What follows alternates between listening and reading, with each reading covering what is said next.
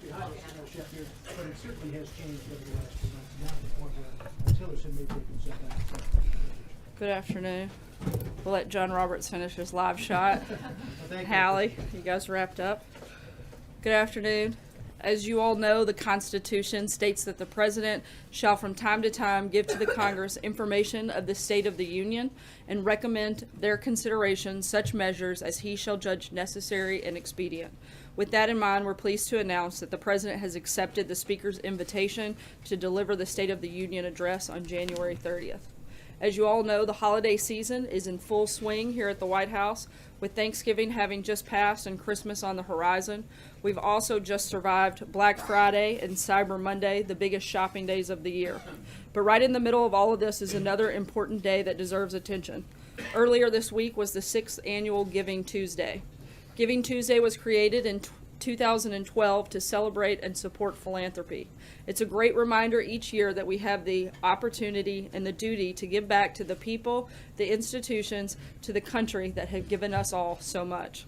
As the Gospel of Luke says, from everyone who has been given much, much will be demanded, and from the one who has been entrusted with much, much more will be asked. Americans understand this. Year after year, the United States ranks at or near the top of the World Giving Index, which ranks countries according to how charitable their people are. In a statement earlier this week, the President encouraged people all over the country to open up their hearts and their pocketbooks to support worthy causes. This Giving Tuesday, he said, I thank those who have contributed to charitable organizations, including our houses of worship, and ask that we continue to come together to give and help others in need, especially to communities devastated by the recent natural disasters.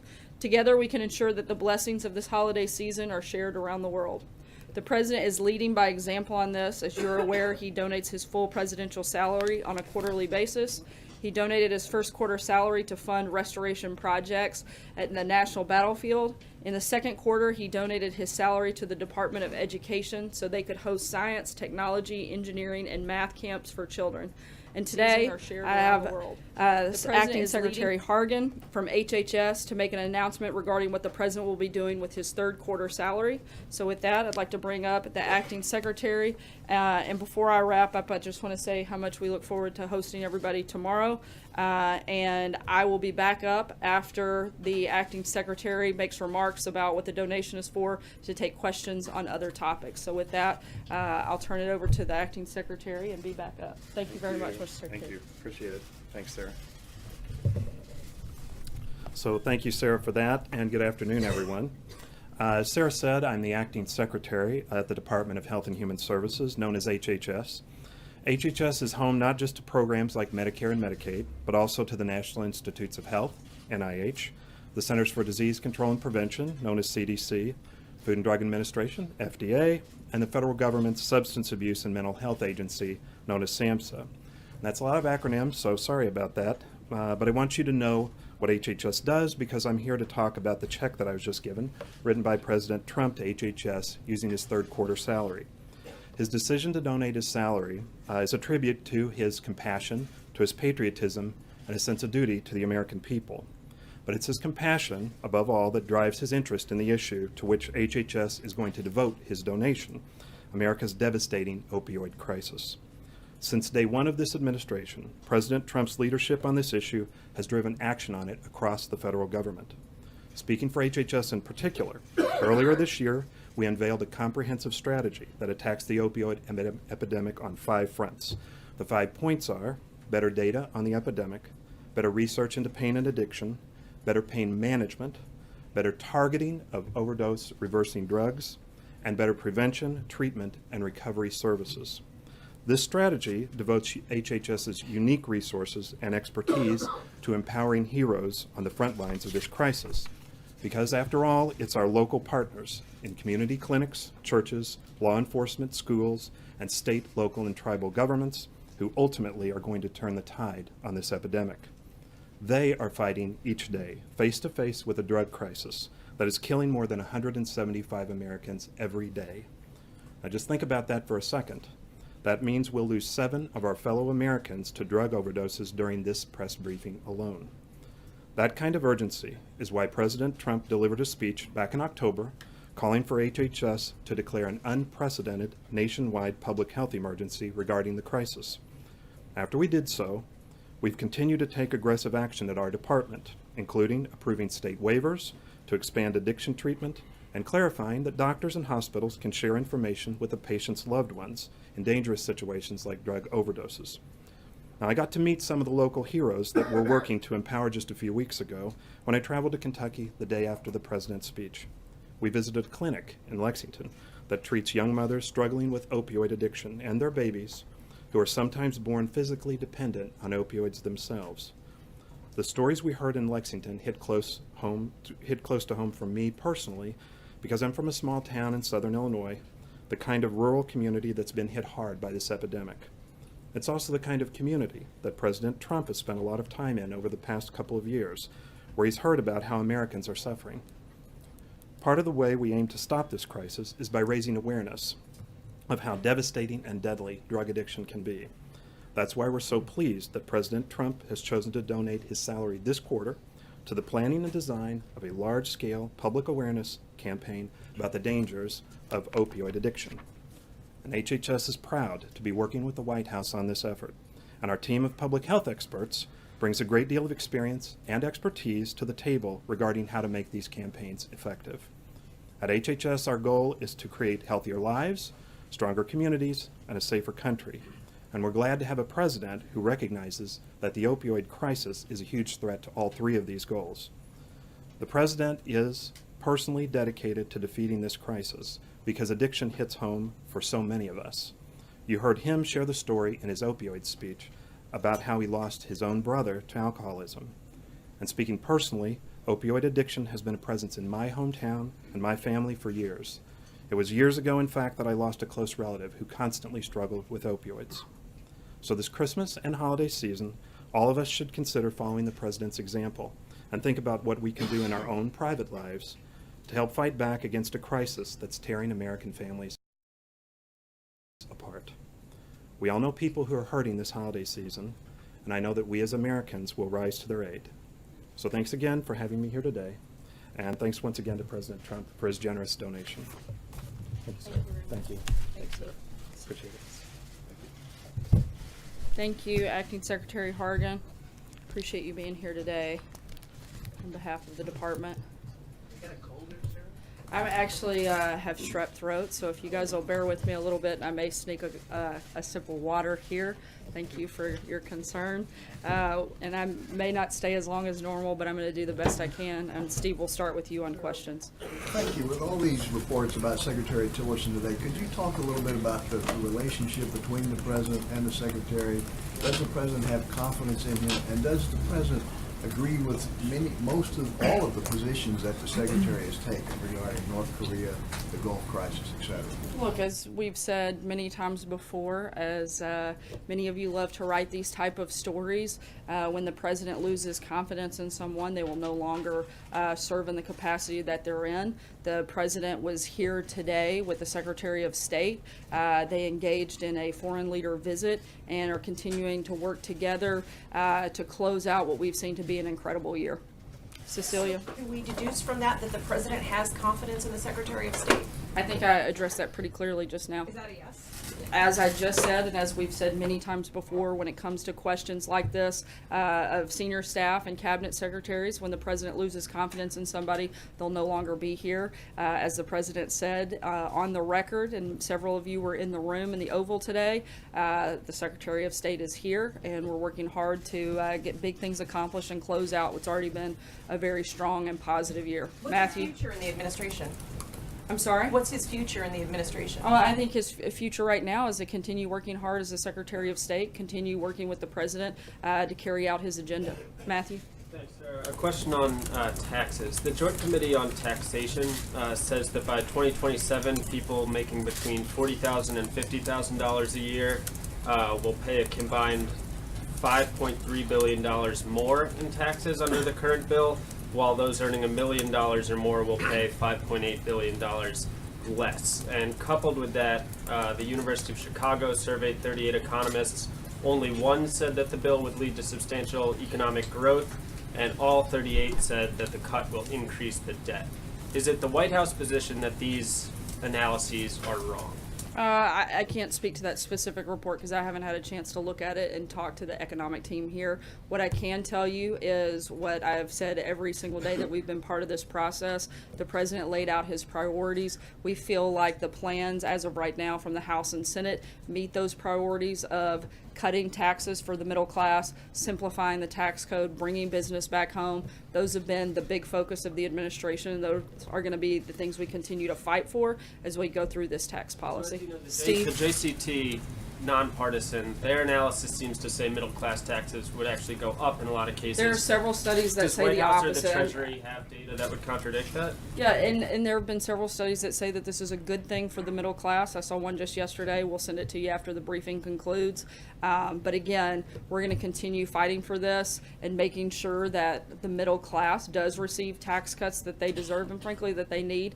And we think that we're making a lot of progress on this front, and we think that we're going to get it done by the end of the year. Steve? Based on Ambassador Haley's speech yesterday at the UN and the president's tweet this morning, does this administration now advocate regime change in North Korea? And if not, why not? This administration is focused on one big thing when it comes to North Korea, and that's denuclearization of the Korean Peninsula. That's our number one priority. That's what we're focused on. Anything beyond that is not the priority at this point. Jill? Sarah, I want to ask about the videos that the president tweeted yesterday. Firstly, does the president feel that he has an obligation to ensure that the information that he shares on his Twitter feed to millions of people is accurate? I think the president feels that bringing up important issues of our time, like extreme violence and terrorism, are important to do. That was what he was doing in that process, and I think he's going to continue to do that in a number of venues, whether it's through speeches, whether it's through Twitter or other social media platforms. Does he understand, John? though, that sharing those videos might incite violence against Muslims? And does he understand that he's elevated a fringe political group that many people outside of Britain didn't even know about until Look, I think what he's done is elevate the conversation to talk about a real issue and a real threat, and that's extreme violence and extreme terrorism, something that we know to be very real and something the president feels strongly about talking about and bringing up and making sure is an issue every single day, that we're looking at the best ways to protect Americans. John? On that point, Sarah, did the president, when he retweeted Jada Franson, know who she was?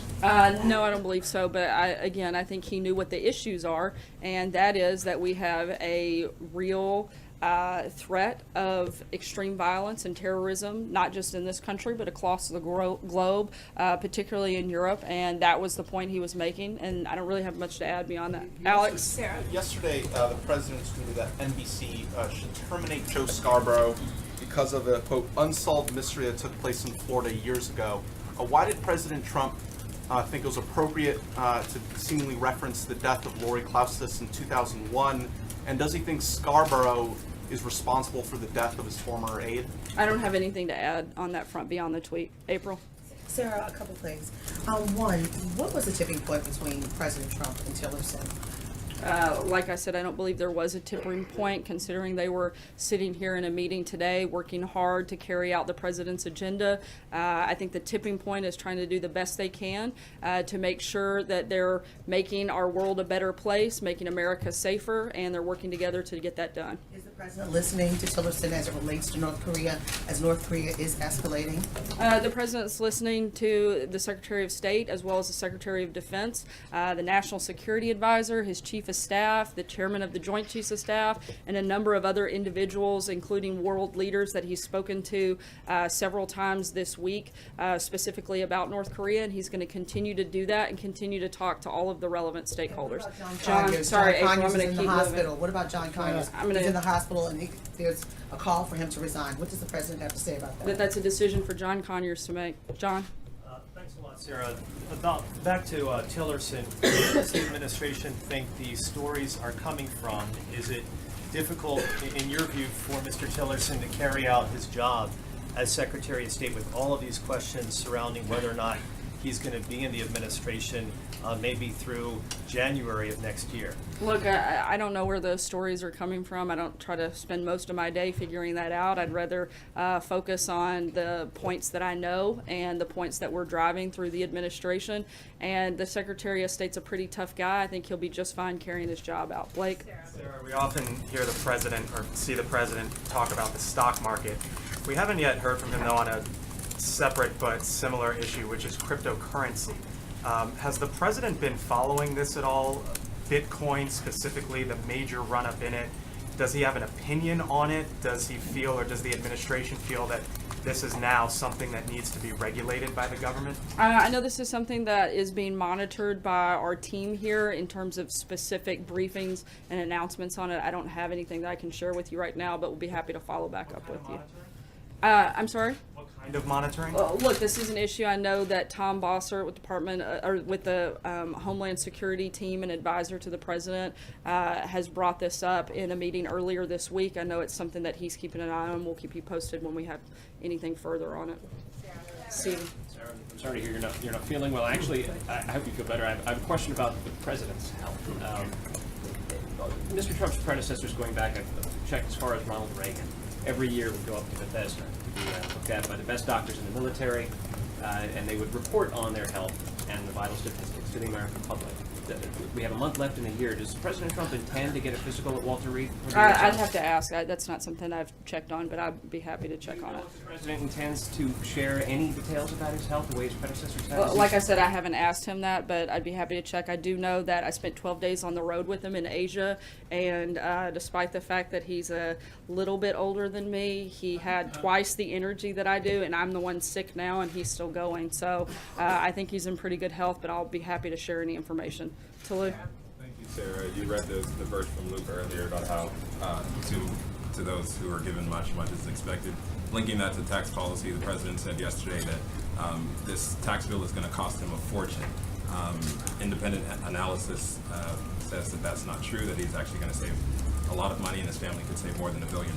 So can you tell us specifically what in the bill is going to cause the president to pay more in taxes than he's paying now? Yeah, I think some of the provisions in the bill, which may or may not be there, we'll see what the final piece of legislation looks like, but a lot of the deductions that he would probably normally receive may not be part of the package that would affect his actual what he pays in taxes. But again, until there's a final piece of legislation, I can't go into much more detail, but I know that some versions of it take out a lot of those deductions that currently benefit the president and his family. Take one last question here.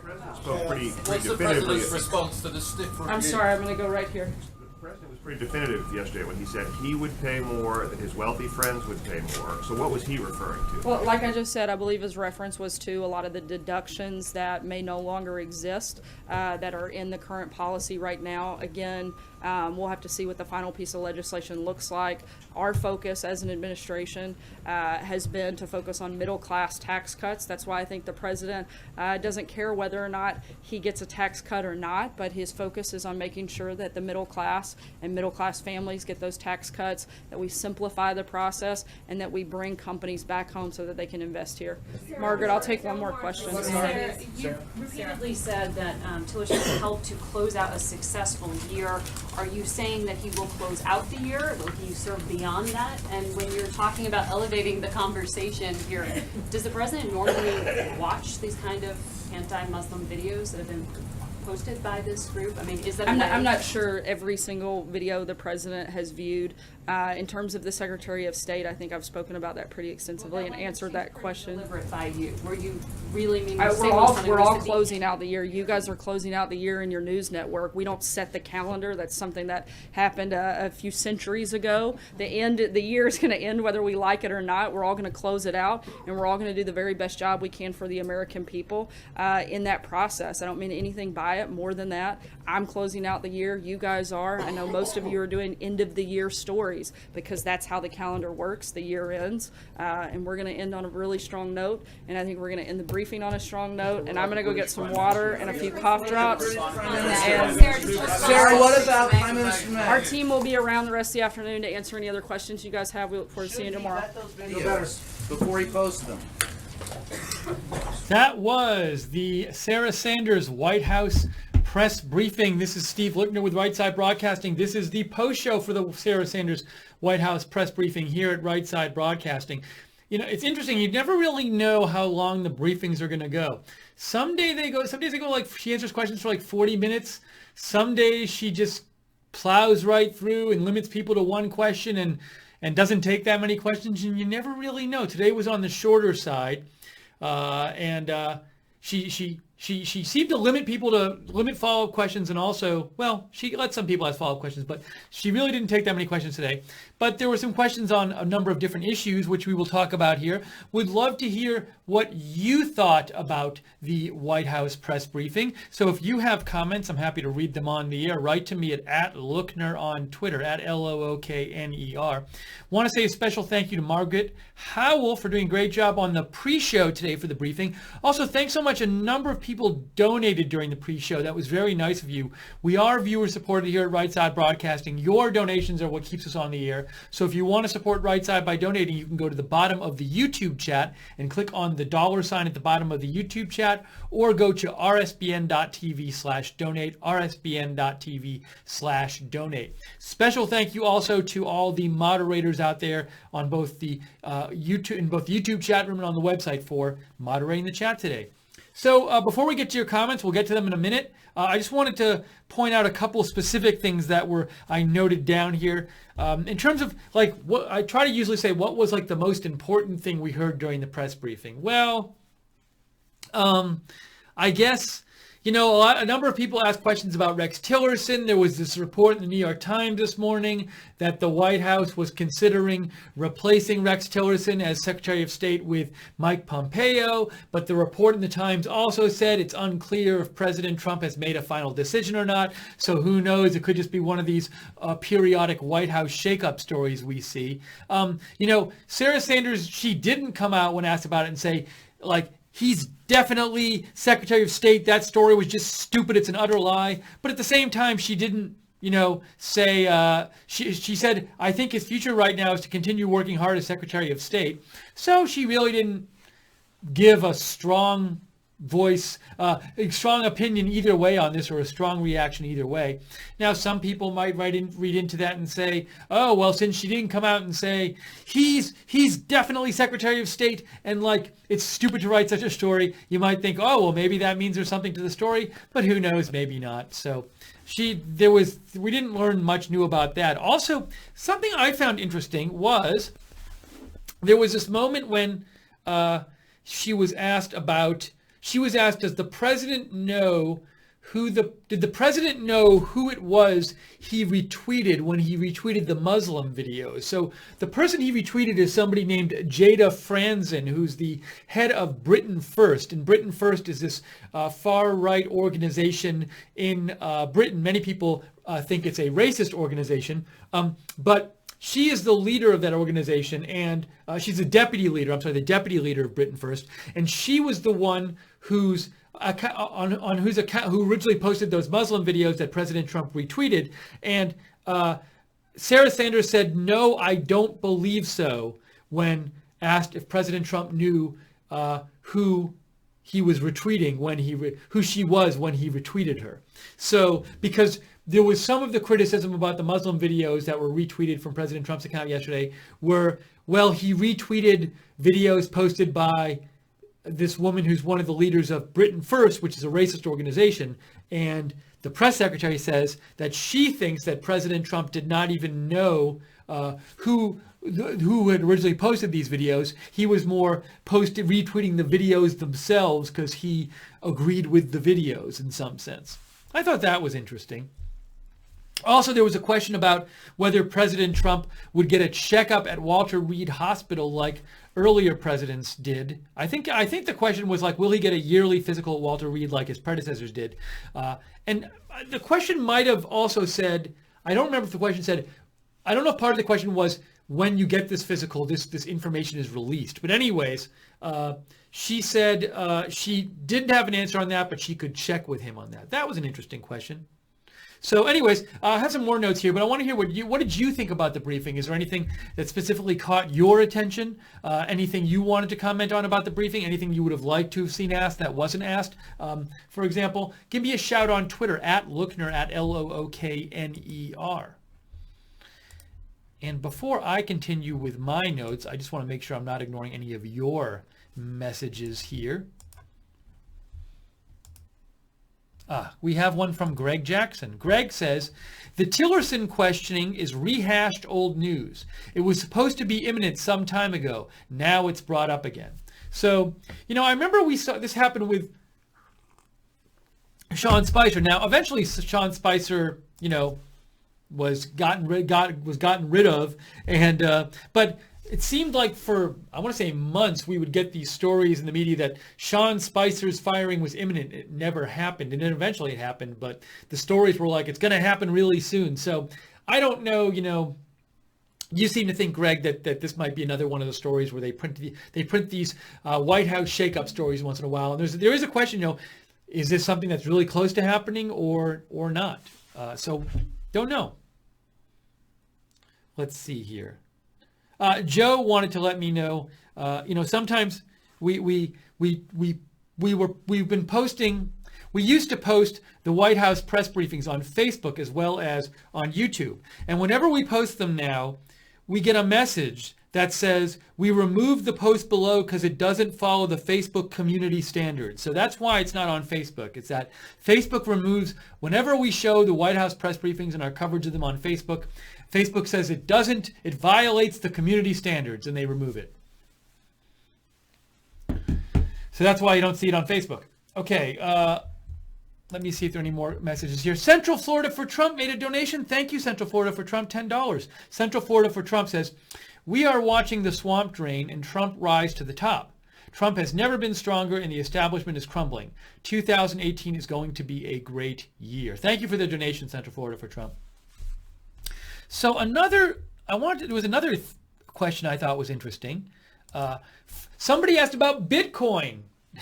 One of the reporters asked about Bitcoin during the briefing. So Bitcoin is this cryptocurrency. I won't try to give you a simple explanation for it because there's not really a simple explanation for it. But it's a digital currency. It was created, I want to say around like 2008 or 2009, but it's really, or was it more recent? When was Bitcoin created? I feel like maybe it was like 3 years ago now. Hold on a second. When was Bitcoin created? 2009. Okay, my initial thought was correct. But anyways, in the last couple years, especially like in the last year, the value of Bitcoin has gone up so much. Let me show you here how much Bitcoin, this new currency, this new digital currency, how much the value has gone up. So look at this little chart here. See this chart? Ooh, why is it doing that? Wait a second. Hold on a second. That's odd. Let's try this again. Okay. Let's see if this works. This is so odd. I don't know what's happening. Oh, I know what I have to do. Hang on a second. I don't want to show you Al Franken tweet.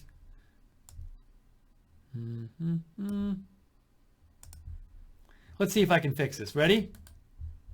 I don't know why it's doing this. Here we go. Hold on. Fingers crossed. Yes. Okay, so there's the Bitcoin chart. Now, as of yesterday, it was up over $11,000, but it's still at $96.64. But look at the chart. Look, in 2016, it was, hardly anything. And just in the last year, it has gone up that much. So you can see from the chart there how much it's gone up. Oh, can we get this picture here? Let's see. There's a chart from The Economist. So you can see just this year alone, it was around 1,000 in January, and yesterday it was at 11,000. So this currency has been going up so much lately, and there was a question about whether the White House was following Bitcoin, whether it might push for regulation of Bitcoin. And I thought that was an interesting question to be asked. And Sarah Sanders said they're monitoring it in the White House. But there's nothing, they're monitoring it, they're considering, they're monitoring it for possible regulation, but nothing concrete is under consideration yet. So I like that somebody asked about Bitcoin rather than the same old questions. That was neat. Oh, you know what annoyed me? April Ryan asked this question, and her question was, what was the tipping point between Tillerson and President Trump? It's such a stupid question because that's a question you ask if Tillerson was fired. But Tillerson hasn't been fired yet, and for all you know, he'll never be fired. We don't know that. So to ask, what's the tipping point? It's like, I'm sure she read the story, so it's this weird, it's like a question that isn't based on fact and is like based on some alternative reality when Tillerson has already been fired, and it's like kind of annoying, and it's just like it's like a loaded question. I don't know if it's designed to get a response, but it's like I would have to assume she's read the news and there's no hard evidence there was any tipping point. So to just say what's the tipping point, it seems like designed to get a reaction out of Sarah Sanders. I don't know. It just feels like an annoying question. It's like, come on, it's a disingenuous question because she knows. I don't think April Ryan has inside info that Rex Tillerson is definitely going to be fired. So to say what was the tipping point as if she's 100% certain there was one just seems disingenuous because I'm sure she knows she's not certain about that. Anyways, that annoyed me. That was today in April Ryan Annoying Questions Daily. Let's see. I want to hear from you guys. Write to me at @Lookner if you have thoughts on the briefing. Sam Miller. Oh, thank you, Sam, for reminding me. Sam Miller says, big shout out to the president for donating his pay to opioid epidemic. He never gets credit for contributing his pay each quarter. Yes, Sam, as you point out, President Trump is going to donate his pay this quarter to the Department of Health and Human Services to help deal with the opioid crisis. Dingle writes in, I hope Trump keeps his health under wraps. Just one more thing to drive reporters insane. Also, Chief of Staff Kelly said Tillerson rumors are false. That's another good thing you reminded me about, Dingle, that I should bring up here. So, just before the White House briefing, this happened. This is from Philip Rucker. State Department spokesman Heather Nauert told reporters, Chief of Staff Kelly called our department this morning and said those rumors about Tillerson are not true. That the rumors are not true that the White House is readying a plan to oust Tillerson. So he denied it, Chief of Staff Kelly. Bob C. Your uncle says, hi, Steve. I think Geraldo Rivera is the next one up on the sexual harassment list, followed by Zach C's choice of Bill Maher. I don't have information on either of them being accused recently of sexual harassment and threatened with being fired, but who knows? So if Bob's your uncle, those are the two you think are going to be next. When you say Zach C, I honestly don't know what you're referring to, Bob, so your uncle. Maybe I should know, but I don't. Roxanne Harrington says, Britain First is not a racist group. They are fighting to keep Britain from implementing Sharia law and fighting to get rid of no-go zones in their country. Jaden just wants Britain to be free like the USA. Thank you, Roxanne, for your perspective. And I was looking up some stuff about Britain First. So here's one article I saw from Sky News in Britain. They say the far right, what is Britain First? Now they say widely condemned as racist, but they don't themselves take an opinion on this, which I think is good news reporting. And at the bottom of this article, they have some positions that Britain First takes. So Sky News says the group has a number of policies centered around immigration and the maintenance of British national sovereignty. They include halt any further immigration except in special cases, reject and deport asylum seekers who do not originate from countries bordering the UK, bar followers of England. So I guess if somebody's going to charge racism, maybe they're talking about things like bar followers of Islam from public office. Also, a comprehensive ban on Islam in the UK. And there's some other stuff there. But, I'm not familiar with the British general people's take on Britain First. But from looking at this stuff, I would think that some of the charges of racism might have something to do with the parts of their platform that are like ban followers of Islam from public office and ban Islam from the UK. But I don't know that for sure. But, that's according to this Sky News article about Britain First. You can read this if you want. Just Google it and read it for yourself. But thank you for sharing your perspective. That was Roxanne Harrington. Thank you, Roxanne.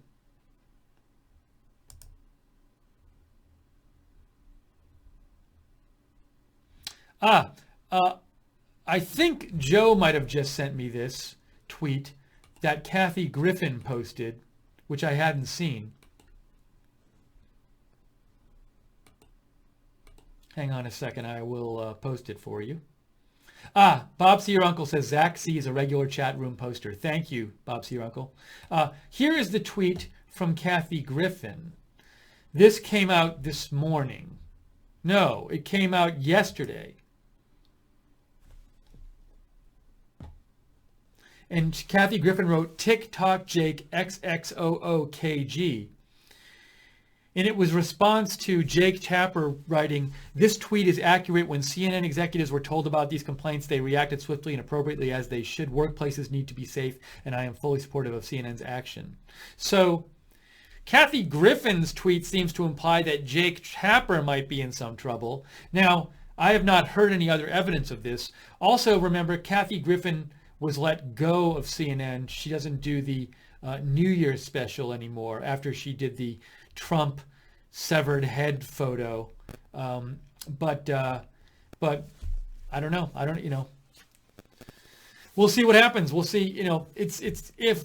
If Kathy Griffin doesn't know of any kind of facts, compromising facts about Jake Tapper, it's a bit irresponsible to post this, but maybe she knows something, so who knows? I have not heard anything else about this. But thank you, Joe, for sending me that tweet. I didn't know that existed.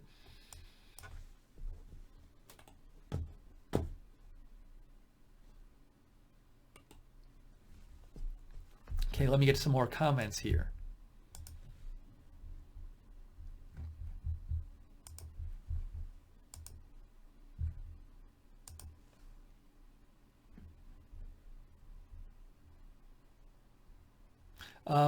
By the way, a couple people have messaged us about errors watching our stream. So there actually is this issue recently with Firefox, and I've seen people complaining about it online, where Firefox, the latest version of the Firefox browser, doesn't seem to be able to handle any kind of live stream, and it gives errors. So if you turn on the White House live stream when they're live streaming something, you'll get an error. If you turn on us while we're live streaming something in Firefox, you get an error. So if you're trying to watch our broadcast and you're getting errors on Firefox, switch to, for example, Chrome. Chrome works. So it seems to be a Firefox issue.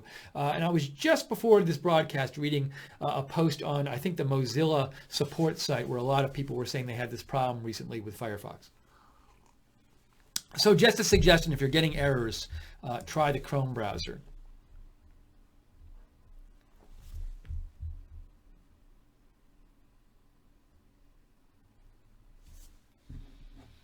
Okay, I wanted to also, there's a clip here that was posted. This is the person asking about the physical. He posted his question. I'm going to show this to you right now. His name is Stephen Portnoy.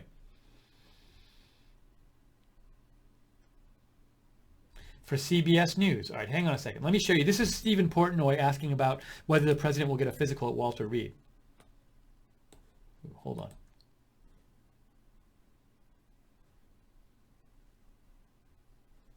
Oops, I got to turn the volume on. Looked at by the best doctor. Mr. Trump's predecessors, going back, I've checked as far as Ronald Reagan. Every year we go up to Bethesda to be looked at by the best doctors in the military, and they would report on their health and the vital statistics to the American public. We have a month left in the year. Does President Trump intend to get a physical at Walter Reed? I'd have to ask. That's not something I've checked on, but I'd be happy to check on it. If the president intends to share any details about his health, the way his predecessors have? Well, like I said, I haven't asked him that, but I'd be happy to check. I do know that I spent 12 days on the road with him in Asia, and despite the fact that he's a little bit older than me, he had twice the energy that I do, and I'm the one sick now, and he's still going. So I think he's in pretty good health, but I'll be happy to share any information. So no word on if President Trump will have an annual physical at Walter Reed Hospital. Okay, we are still taking your comments about the press briefing and your questions here at Right Side Broadcasting. Write to me at @Lookner on Twitter. Also, if you want to know when we're coming on the air to cover breaking news, we come on the air all the time with news videos. Subscribe to us on YouTube and click the notifications bell so you get notified. Also, you can follow us on Facebook at Right Side Broadcasting and on Twitter at @RSB Network. Thanks again to all the moderators today. Hey, in the YouTube chat, we got Real Frank, we got JC, we got Barbara, and Jude is there. Did I say Real Frank already? So thank you for all of your help, and Glenn O and Common Sense on the website.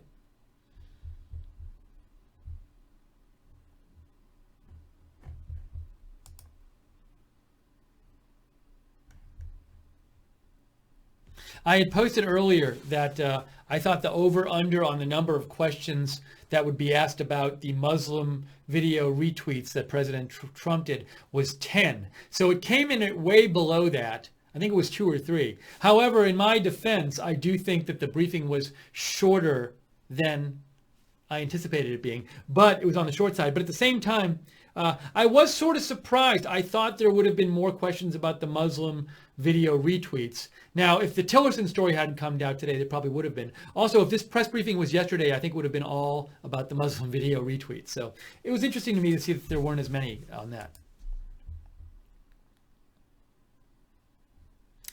Dingle writes in, for alternative browsers to watch streams if you dislike Google. And Dingle suggests Vivaldi browser, Microsoft Edge, and Pale Moon browser. Andrew Sova says, Andrew, what'd you say? When they ask the same questions over and over again, Sarah Sanders chooses to end briefings, which is also why from time to time she only allows them to ask one question. So you think, Andrew, she's deciding during the briefing how long to have it go.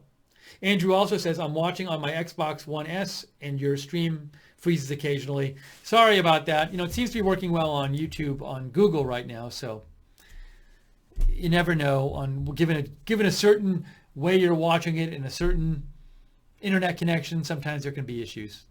But thanks, you know, if you have issues, let us know. JC says, Steve, I think Google is forcing people to use Chrome. I've heard rumors. So you think, JC, that Google, who owns YouTube, is messing with Firefox and not letting them, and is causing the errors to Firefox when people try to play live YouTube videos on Firefox.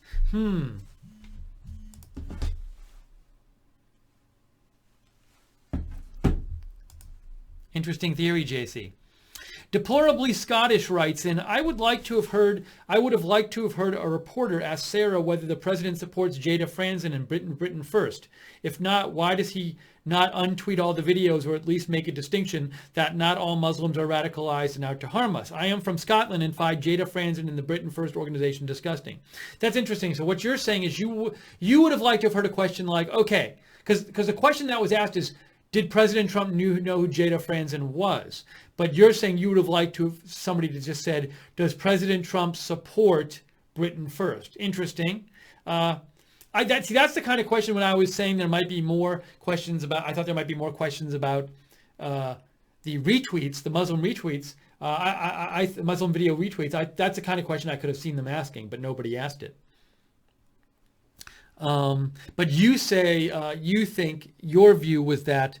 Another point you raised is if Sarah Sanders were to say, yeah, he doesn't support them, the follow-up question could be, why would he not retweet the videos? Well, in a way, she answered that today, because she said there was a question like, does President Trump realize he's elevating a fringe group? And Sarah Sanders' response was, well, we think he's elevating the conversation about this important topic. So, and she said he didn't know who the group was. So I'm guessing her answer would probably be something like, look, when he retweeted these videos, he wasn't professing support of the group or Jada Franzen. He was just supporting more discussion of this issue. She probably would have said something like that. That's my guess. Thanks for watching from Scotland, though. I think you're, well, maybe you're not watching from Scotland, but you're Scottish.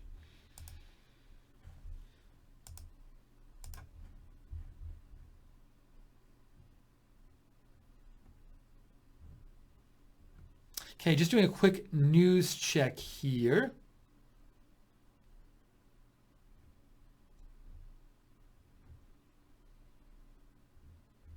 See if anything huge happened. You know, the Saudi air defenses, Saudi Arabia intercepted a ballistic missile fired by Houthis near the Yemen border today. I've been trying to get more information about that story. I want to peek more about that. All right, so I think we've gotten through your comments here. We'll see what's happening with this tax bill. There's currently the 20-hour debate going on over the tax bill in the Senate. Then they will vote on various amendments and ultimately vote on the bill. If they pass the bill, there will be a conference between the House and the Senate, and they'll see if they can come up with a final bill that both houses can vote on. So we might see a new tax bill passed soon that the president has said he would sign. So we will be watching the news and be ready to come on the air when the news warrants. So subscribe to us on YouTube. Click the notifications bell so you get notified when we come on the air. I want to say thank you to all the people who donated. You keep us on the air. Really appreciate all the donations today. You can donate by going to the bottom of the YouTube chat and clicking on the $sign, or go to rsbn.tv/donate, rsbn.tv/donate. You can also, and by the way, while you're there, if you want free right side stuff like this right side mug, you can set up a monthly donation at rsbn.tv/donate and get some free stuff in return.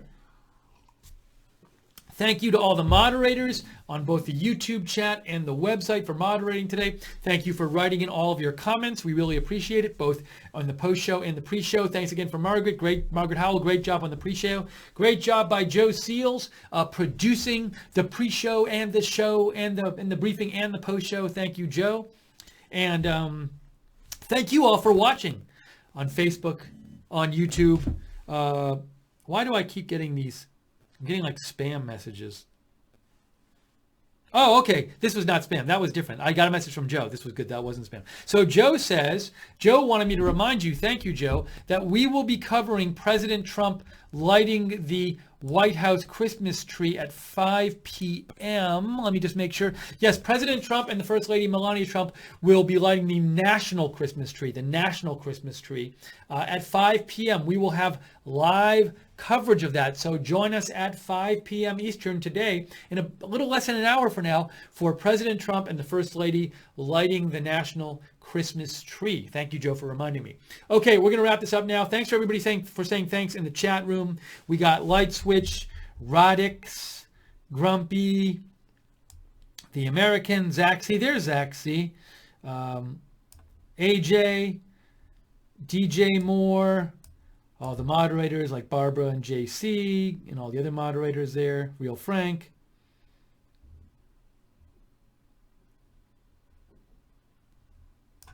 And Luciferin, and everybody else there in the chat room. So thank you all for joining us.